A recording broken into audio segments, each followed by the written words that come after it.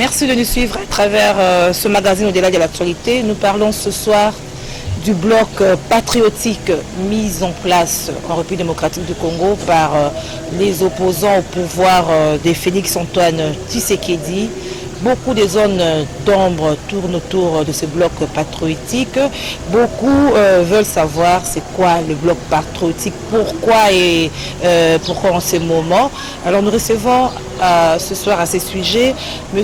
Bob Bolambois. Il est président du Rassemblement du Peuple pour la démocratie et le renouveau, RPDR. Bonsoir M. Bob Bolambois. Oui, bonsoir madame. Alors vous faites partie du bloc patriotique.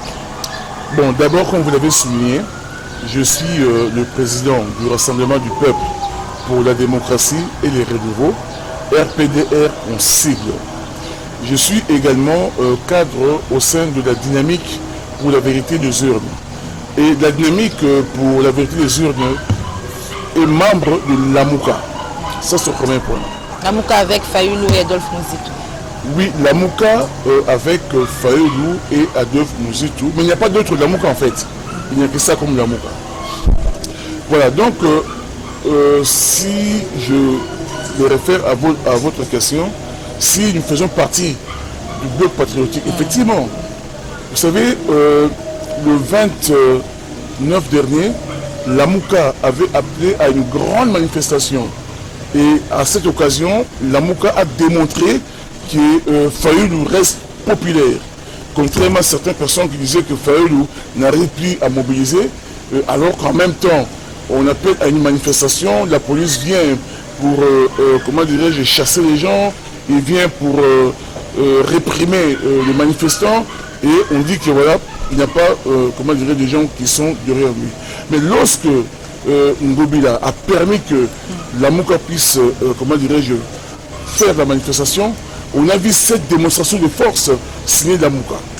Mais à la fin justement de la manifestation, monsieur Fayoulou Madidi, le président élu, avait lancé un appel, comment dirais-je, en disant aux parlementaires de ne pas, comment dirais-je, entériner la candidature de monsieur Kadima au poste de président de la CENI. Chose qui a été faite, contrairement Chose qui avait été faite. C'est pourquoi d'ailleurs, le mardi qui avait suivi, l'AMUCA avait organisé un peu de presse. Au cours de cette conférence de presse, Fayoulou avait lancé un appel à toutes les forces politiques et sociales du pays qui sont contre justement l'enterrement de Kadima, qui sont contre la loi comment dirais-je, qui organise le fonctionnement de la CENI. Alors, lorsqu'il a fait cet appel, il y a eu beaucoup de partis politiques qui nous ont rejoints, y compris FCC, comment dirais-je, de Joseph Kabila, y compris ensemble de l'AMUCA, ensemble de Moïse Katumbi, il y a eu des catholiques, il y a eu des protestants, il y a eu beaucoup de gens qui ont répondu à cet appel-là. Ils sont ralliés à vous. Voilà, et c'est ainsi qu'on a mis en place le bloc patriotique. Le bloc patriotique, ce n'est pas, comment dirais, une nouvelle plateforme. Parce que les gens sont en train de dire que voilà, on a fait alliance avec Joseph Kabila. Non, il n'y a aucune alliance. S'il faut parler d'alliance, c'est l'UDPS qui avait fait une alliance pour gouverner ensemble avec le ECC. Nous, on n'a pas fait une alliance. Mais vous vous retrouvez quand même ensemble. On se retrouve dans un front. C'est que, vous savez, dans un combat, il y a ce qu'on appelle la tactique et la stratégie. Sur le plan tactique, on peut momentanément se mettre ensemble. C'est comme l'UDPS aussi avait fait à l'époque. C'était une tactique. Tout à fait. On est dans la tactique pour contrer le véhicule dictatorial de l'UDPS. Mais on n'est pas avec le FCC pour gouverner ensemble, non. Ça, c'est ce que l'UDPS avait fait. Ils ont gouverné pendant 2 ans. Nous, on n'est pas là pour gouverner avec le FCC, ni moins avec le Moïse Katumbi. Nous sommes là juste, je dirais, un front de circonstances. C'est juste des actions à mener contre... Mais comment vous expliquez cela, vous, de l'AMUCA avec Fayoulou, qui critiquait vraiment vivement Joseph Kabila aujourd'hui, vous vous mettez ensemble. Comment vous vous sentez dans cette peau-là, ensemble avec... Mais justement, ce que j'ai dit, l'Église catholique et l'église protestante. Ils ont saisi le message de Fayoulou. Ils ont lancé l'appel, parce que nous, Fayoulou a lancé l'appel, c'était je crois le 19, le 20, l'église a lancé l'appel. Donc en fait, c'est l'église catholique et l'église protestante qui nous ont réunis finalement. Donc le FCC est arrivé, nous sommes arrivés, Moïse est arrivé, mais arrivé aussi parce que l'église catholique et l'église protestante nous ont mis ensemble. Si vous partez dans une église aujourd'hui et vous vous retrouvez à côté avec votre rival, vous allez sortir de l'église, non. C'est les catholiques et les protestants. Mais c'est pas dans le même contexte. Hein. Mais c'est ce que j'ai dit. Nous, on a lancé un appel. L'appel a été relayé par les confessions religieuses, notamment les catholiques et les protestants. Toutes les forces politiques et sociales sont arrivées, y compris la Mouka. D'autant plus qu'on avait la même vision, réunir toutes les forces vives du pays pour contrer justement le fait que l'UDPS, avec l'Union sacrée, veulent conduire le pays sous une forme de dictature. Le peuple est dans la rue contre le RAM. Ils ferment leurs oreilles. Le peuple est dans la rue contre la CENI. Ils ferment leurs oreilles. Alors on s'est dit, autant se réunir dans un bloc, mener une action pour arrêter Félix sur ce point-là. Coaliser avec le diable, avec l'ennemi d'hier, malgré tout. Je veux dire que si, comment dirais-je, le pays est menacé, si la souveraineté du pays est en danger, comme c'est le cas aujourd'hui, nous sommes prêts à réunir toutes les forces. On peut travailler avec toutes les personnes qui viendront sur notre ligne. Parce que vous savez que depuis, comment dirais-je, la fraude électorale de 2018, depuis les hold-up opérés par, comment dirais-je, Kabila et l'UDPS, nous avons toujours appelé à ce que les forces politiques se retrouvent autour d'une table pour discuter. Ça a toujours été notre position. Nous sommes restés constants. C'est-à-dire que quand nous disons que venez, on va se mettre ensemble, pas pour gouverner. On n'est pas là pour gouverner avec Kabila, d'autant plus que Kabila, pendant 18 ans, il a montré ses limites. On a vu comment est-ce que... Et aujourd'hui, il a changé. Non, on ne dit pas qu'il a changé. Mais c'est plus à l'écran pour dire Monsieur Kabila, comme il en avait... Non, on ne dit pas que Kabila a changé. On ne dit pas que nous sommes avec... On n'est pas avec Kabila. C'est ce que je me tue à répéter. On est là pour des actions ponctuelles à mener. Une fois qu'on a fini avec ces actions-là, chacun rentre dans son camp. Chacun se prépare pour les élections. Ce n'est pas une plateforme électorale, non. On n'a pas mis cette histoire en place pour gouverner, non. Une fois qu'on a réussi à obliger Félix à reculer, à enlever cette loi-là, à faire partie de Kadima, à mettre fin avec cette histoire de RAM, le bloc patriotique cessera d'exister. Voilà. Est-ce que vous croyez vraiment que votre démarche va aboutir ? Parce que comme vous l'avez dit, avec RAM, avec d'autres sujets, ça n'a pas marché. Il faudrait qu'avec ce bloc, ça va marcher. Mais justement, c'est pourquoi on s'est dit que la Mouka est capable à lui tout seul de mobiliser la population. Mais puisque la problématique n'est pas seulement de la Mouka, ça concerne toute la population de RAM. Est-ce que le problème de RAM, c'est seulement pour la Mouka? Le RAM, tu es touché par le RAM. Tout le monde est touché par le RAM. Donc il faut appeler tous ceux qui sont, comment dirais-je, préoccupés par cette histoire de RAM, de se mettre ensemble. La question de la CENI, les catholiques, les protestants, les mouvements citoyens, même l'ensemble de Moïse Katoum, même le FCC, ils ne sont pas d'accord de la manière dont on a nommé Kadima. On a senti qu'effectivement, Félix veut, comment dirais-je, préparer la fraude de 2023. Vous savez, en 2011, je commencerai même en 2006, c'est Bemba qui avait gagné les élections, mais parce que Kabila avait la CENI et la Cour constitutionnelle, il s'est imposé. En 2011, Papa Étienne Tshisekedi a gagné les élections. Mais puisque Kabila avait la CENI et la Cour, il s'est imposé. En 2018, Fayoulou gagne les élections. Mais puisque Kabila avait la CENI et la Cour, il s'est imposé. Aujourd'hui, Félix a compris la leçon. Il veut lui aussi avoir et la Cour et comment je dirais, la CENI. La Cour, il a la Cour entre ses mains. Maintenant, avec le processus électoral, en imposant Kadima à la tête justement de la CENI, en entérinant Kadima, il vient d'obtenir justement la CENI entre ses mains. Mais nous, on va barrer la route, comment dirais-je, à cette fraude qui se prépare en amont. Raison pour laquelle toutes les forces politiques et sociales qui ont compris la démarche de Félix se sont mises ensemble pour arrêter cette histoire. C'est le même fait que vous avez reproché hier à Kabila. Mais parce que justement, Félix est l'élève de Kabila. Mais vous êtes maintenant avec ce Kabila, avec ce maître-là. Mais je vous dis que nous ne sommes pas avec il va aussi vous conduire dans son école. Mais pas du tout. Et si vous avez le pouvoir en 2023, espérons, mais je veux dire vous serez toujours vous êtes dans cette école-là. En 2023, nous irons aux élections comme Lamouka. Dans l'école de Kabila, là, vous êtes avec lui. Kabila ira aux élections comme Kabila. En 2023, l'Union sacrée ira aux élections comme Union sacrée. Donc nos chemins ne se croisent pas, ils ne se croiseront pas avec le FCC de Kabila. On est là, c'est une alliance ponctuelle, une alliance tactique. Je sais que cette histoire, beaucoup de gens n'arrivent pas à comprendre ça, mais je veux dire que lorsque le pays, la case brûle, si le voisin, l'ennemi, ton adversaire vient pour éteindre le feu, tu ne vas pas les chasser. Parce que la maison est en train de brûler.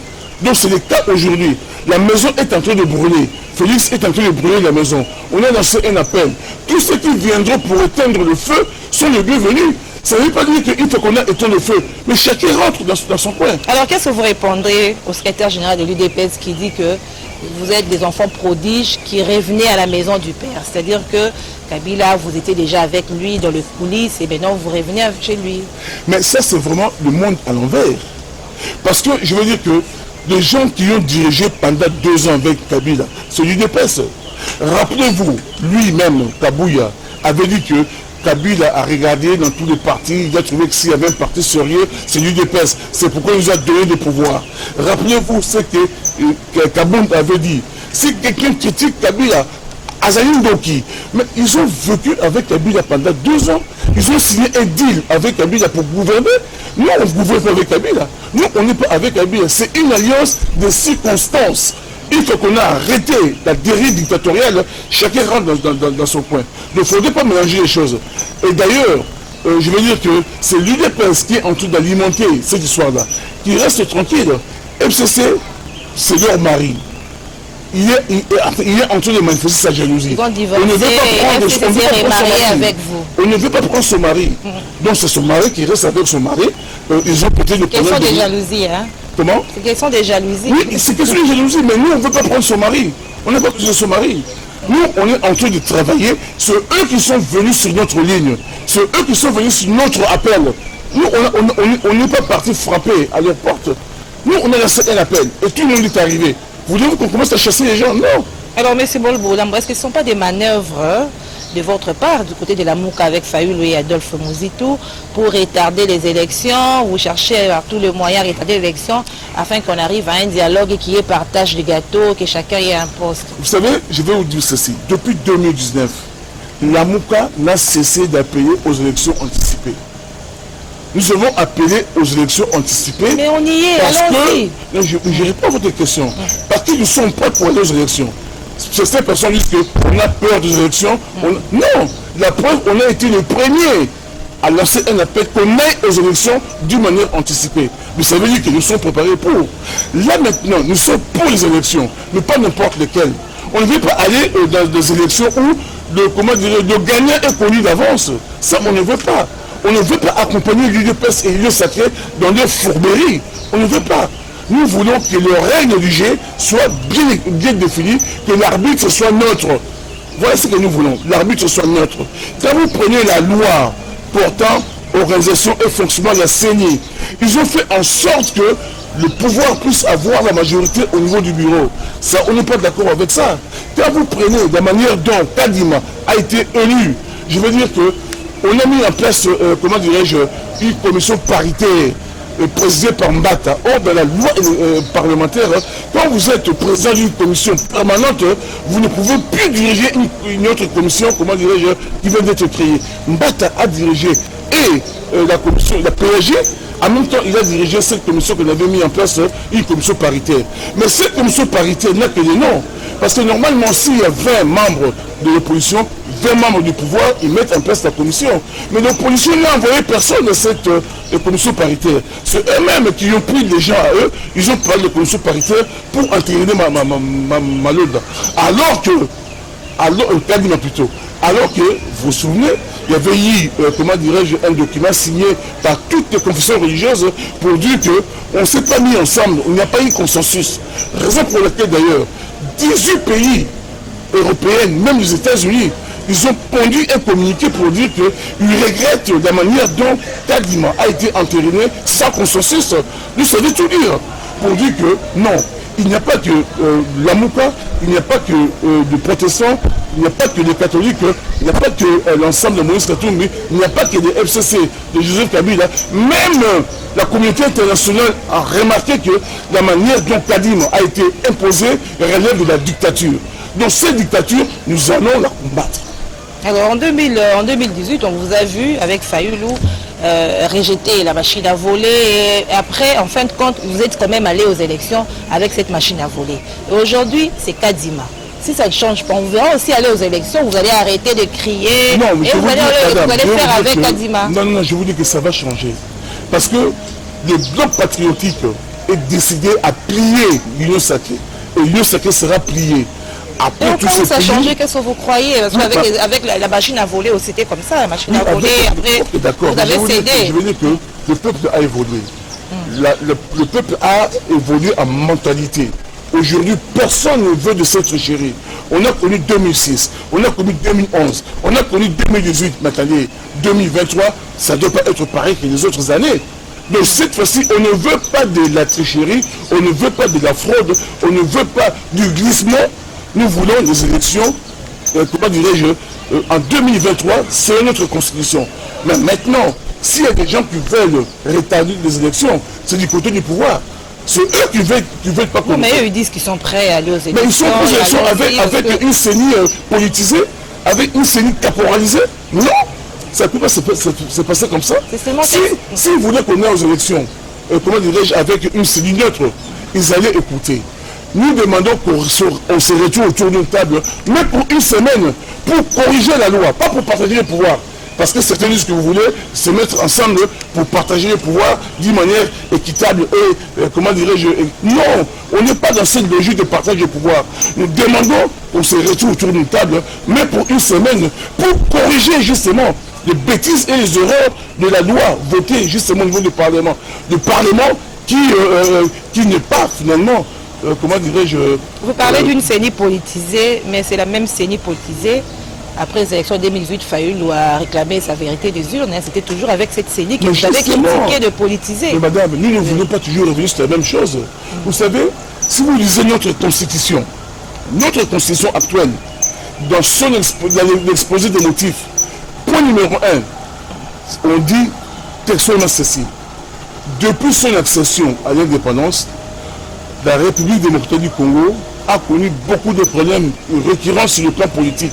La cause, c'est l'illégitimité des institutions et de leurs animateurs. Depuis le coup d'État contre le Lumumba dans les années 60, avec l'arrivée de Mobutu, l'arrivée de Mouzé, l'arrivée de Joseph Kabila, même les élections successives que Kabila a triché, il y a eu toujours contestation parce que le peuple élit Maman Gisèle, Omer, Maman Pauline. Le peuple élit Fayoulou, Omer Félix. Le peuple élit Tshisekedi Etienne, Omer Kabila. Le peuple élit Bemba, Omer Kabila. Cette façon de faire, c'est ça qui vient toujours que... Vous savez, la vérité des urnes, c'est pas Fayoulou qui a commencé avec ça. Papa Etienne Tshisekedi, il avait commencé avec la vérité des urnes. Nous ne voulons plus que ces débats sur la vérité des urnes existent. Nous voulons cette fois-ci que les choses soient claires et nettes pour qu'on ne revienne plus sur des élections contestées et contestables. Voilà pourquoi nous demandons qu'on se retrouve autour d'une table, qu'on fasse des réformes consensuelles, acceptées par toutes les parties prenantes, et non pas un groupe de gens qui se mettent à côté, qui veulent imposer. Attendez, vous partez dans une compétition, l'arbitre est déjà acheté, et vous acceptez avec cet arbitre-là, nous voulons un arbitre neutre. Mais de l'autre côté, on dit que vous n'avez pas de preuves pour démontrer que Denis Kadima est du camp du pouvoir, vous n'avez pas présenté de preuves. Et Dans surtout que c'est un expert de la CENI. Personne n'a remis en doute l'expertise de M. Kadima, même s'il est vrai, en termes d'expertise, Malonda est beaucoup plus fort que Kadima. Malonda, il a... à Malonda. Non, c'est même pas ça pour dire que, parce qu'on va nous faire croire que lui c'est le seul. Il n'est pas le seul. Vous connaissez par exemple Malonda, il a dirigé, il participé à 3 élections qu'on a organisées ici. Lui Kadima, il a été, comment dirais-je, en Afrique du Sud. Il ne connaît pas la réalité du pays ici. Ok, il est expert. Personne ne dit le contraire. Mais le problème c'est que le fait d'être expert et le fait d'être proche de Félix, il y a des choses différentes. Vous avez remarqué, lorsqu'on a nommé Kadima, vous avez vu la fête au niveau du Parlement? Qui sont les gens qui ont dansé là-bas, qui ont ouvert le champagne? C'est pas le lieu sacré? Pourquoi ils sont dans cette position-là? Parce qu'ils savent que notre homme vient de passer. Vous avez vu la fête, comment dirais-je, alimentée? Pourquoi ils doivent fêter? Papa Étienne Tshisekedi avait dit, si vous voyez qu'un parti soutient le président de la CENI, c'est que le président de la CENI est déjà acheté. Mais finalement, on doit mettre un ange à la tête de la CENI, parce que dans toutes les élections, on ne mettra pas un ange. Toutes les élections précédentes, on ont critiqué Malou Mal, être proche du pouvoir. Ngoï Mulunda, Nanga également, finalement. On ne mettra pas un ange. Quel est l'homme providentiel? On ne mettra pas un ange. Mais ce que nous voulons d'abord, au niveau de la loi, que la loi soit, comment dirais-je, consensuelle. Une fois qu'on a réglé le problème de la loi portant organisation de la CENI et son fonctionnement, maintenant on peut poser la question des animateurs. Parce que pour nous, nommer Kadima, se mettre la charrue avant le bœuf. On devait commencer par revoir la loi avant d'aller vers les animateurs. Finalement pour nous, Kadima ce n'est pas notre problème. Ça peut être Kadima, ça peut être X ou Y. Là n'est pas le problème. Il faudrait d'abord qu'on essaie un peu de revoir cette loi qui donne la primauté au pouvoir ou bien à l'union sacrée. Parce que tant qu'on n'a pas, comment dire, revu cette loi-là, ben, l'union sacrée va gagner les élections, il va frauder. On ne veut plus de cette fraude-là dans ce pays. Nous voulons que les jeux soient ouverts pour tout le monde. Nous voulons que tout le monde aille aux élections avec les mêmes chances. Et non pas vous croyez que votre démarche va aboutir? Mais notre démarche aboutira. Moi, je reviendrai. Mais parce que nous sommes dans le combat. Moi, je reviendrai vous voir ici, comment dirais-je, une fois qu'on a fait reculer l'union sacrée. Ils vont reculer. Donc, c'est-à-dire que vous attendez à ce qu'on puisse annuler l'ordonnance portant... L'ordonnance-là doit être annulée. Vous êtes sûr? Le RAM doit être supprimé. Vous comprenez? C'est vrai qu'on est sur ce combat-là. Le RAM doit être... Le peuple ne veut pas du RAM. Ce n'est pas un combat perdu d'avance. C'est ce que croient des gens. Mais je veux dire qu'avec ce bloc qu'on a mis ensemble, mais l'union sacrée est isolée. À moins qu'ils puissent, comme ils sont là dans un élan dictatorial, à moins qu'ils puissent... Parce que lorsque vous prenez une décision et que le peuple vous dise qu'on n'est pas d'accord avec cette décision, mais un pouvoir qui respecte le peuple, il doit revoir, c'est tranquille. Il continue à s'imposer. Il continue justement à vouloir faire les choses à sa manière. Mais c'est ça la dictature. Et la dictature, nous avons combattu Mobutu. La dictature de Mobutu. On a combattu la dictature de Kabila. On va accepter la dictature de Félix? Non. Non, mais le chef de l'État n'a pris que ses responsabilités.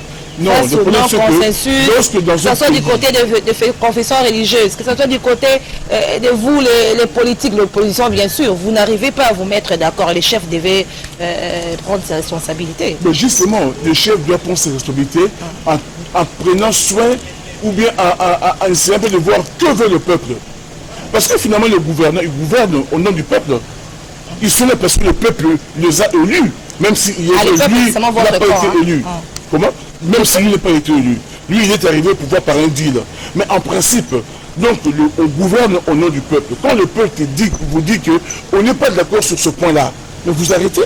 Le Parlement qui est là, les députés qui sont là-bas, au début de la législature, la majorité, entre guillemets, était entre les mains du FCC. Comment est-ce que la majorité a basculé pendant une législature? Parce qu'effectivement, on a corrompu des gens, on a acheté des gens. Et ces députés-là, ce Parlement, depuis que la RDC existe, ce Parlement, c'est le Parlement qui est caractérisé par la fraude et par la corruption. Le billet vert, ça circule au sein du Parlement.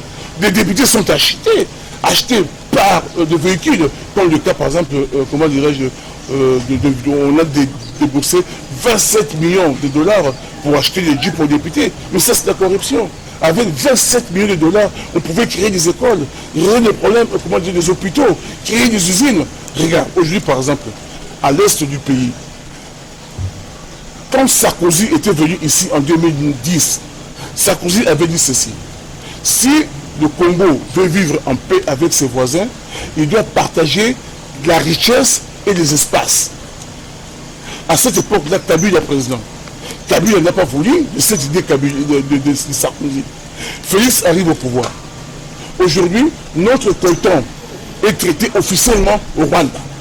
Mais le coltan on prend le coltan au Congo, on l'amène dans une usine créée au Rwanda, une usine qui a coûté 5 millions de dollars pour traiter notre coltan. Vous prenez par exemple Burundi. Burundi qui doit maintenant construire le chemin de fer qui part du Congo jusqu'au Burundi. Vous prenez l'Ouganda. Il construit les routes partant de l'Ouganda venir au Congo. Mais tout ça pourquoi? Justement pour exploiter les richesses comme comment dirais Sarkozy l'avait demandé. Parce qu'on doit partager nos richesses avec les pays voisins. Mais attendez, c'est pas normal. Donc pour dire que même sur ce point-là, nos richesses à nous, on doit les partager parce qu'on a peur de nos voisins. Ce n'est pas normal. C'est ce qu'on appelle la balkanisation. Aujourd'hui, par exemple, le Rwandais qui quitte la compagnie d'aviation du Rwanda, qui quitte le Rwanda, qui vient au Congo. Non seulement il s'arrête au Congo, il commence à exploiter les lignes intérieures. Et Rwanda va à Goma, va à Lumbashi. Mais nos propres lignes intérieures, qu'est-ce qu'ils vont devenir? Ça, c'est une balkanisation sur le plan aérien. Aujourd'hui, à l'est du pays, on a mis en place l'état de siège. Mais les gens continuent à mourir, à se poser la question pourquoi il existe l'état de siège. Donc on se rend compte qu'avec Kabila et avec Félix, c'est la continuité. Et les gens commencent même à dire qu'au temps de Kabila, on était encore mieux. Mais Fayoul aussi, on l'accuse d'être un éternel insatisfait. Il réclame tout, il conteste tout. Non, madame, les combats que nous menons, ce n'est pas les combats du individu. Ce n'est pas Fayoul. Fayoul peut ne pas être là aujourd'hui. On doit se battre. On doit se battre parce que c'est un problème, un combat du peuple que nous sommes en train de mener. Fayoul aujourd'hui peut ne pas être là. On va continuer ce combat. Fayoul, c'est l'instrument que le peuple utilise pour mener les combats. Fayoul, c'est l'homme que le peuple avait élu en 2018 pour mener les combats. Mais les combats, ce n'est pas des combats du Fayoul.